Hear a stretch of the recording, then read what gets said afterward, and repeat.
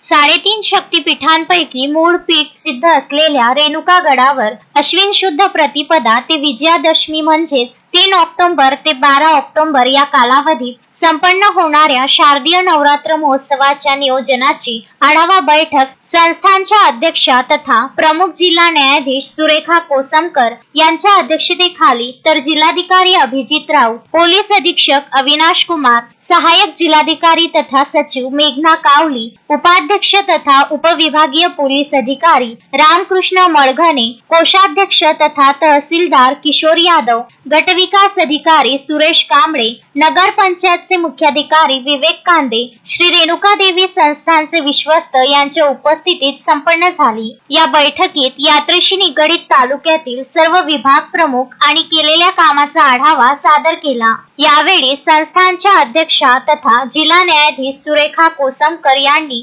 शारदीय नवरात्र उत्सव शांततेत पार पाडण्यासाठी सर्वांनी सहकार्य करावे असे आवाहन केले। या बैठकीत नगर पंचायतचे मुख्याधिकारी विवेक कांदे यांनी यात्रा काळात सर्व सोयी सुविधायुक्त वाहनतळ, फिरते शौचालय, अस्थायी मुतारी लाईट आदी बाबींची पूर्तता करण्याची ग्वाही दिली। आगार प्रमुख यांनी गडावर जाणे येण्याकरिता सुस्थितीत अशा 100 बसेसची व्यवस्था करण्यात येणार असल्याचे सांगितले। विद्युत वितरण कंपनीचे अभियंता यांनी गुंजवरून विद्युत पुरवठा खंडित न झाल्यास यात्रा काळात अखंड विद्युत पुरवठा करणार अशी वास्तव स्थिती मांडली। सहाय्यक पोलीस निरीक्षक शिवप्रकाश मुळे यांनी कायदा व सुव्यवस्था अबाधित राखण्यासाठी चोख पोलीस बंदोबस्त ठेवण्यात येणार असल्याचे सांगितले। सार्वजनिक बांधकाम विभागाचे सहाय्यक अभियंता भिसे यांनी आमच्या अतिरिक्त असलेल्या गडावर जाणाऱ्या रस्त्याची डागडुजी करून वाहतुकीस कुठलाही अडथळा येणार नाही याबाबत दक्षता घेणार असल्याचे सांगितले।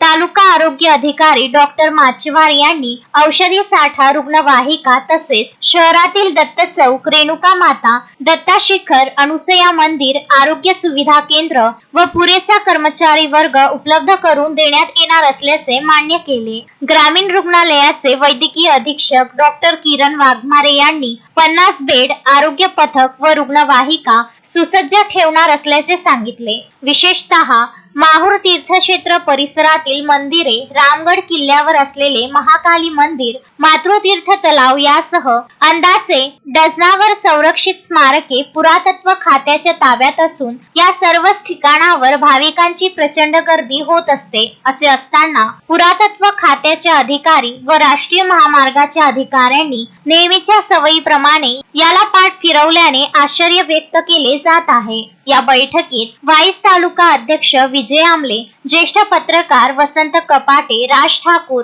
पुंडलिक पारटकर यांनी यात्रेच्या संबंधाने प्रशासनाला आवश्यक सूचना केल्या। त्या सूचनांची पूर्तता करण्याची जिल्हाधिकारी अभिजित राऊत यांनी सर्व विभाग प्रमुखांना आदेशित केले। यावेळी संस्थानचे विश्वस्त, संबंधित विभागांचे कर्मचारी, नागरिक उपस्थित होते। या बैठकीचे प्रास्ताविक संस्थानचे सचिव तथा सहाय्यक जिल्हाधिकारी मेघना कावली यांनी केले। संजय घोगरे, विदर्भ न्यूज, माहूर।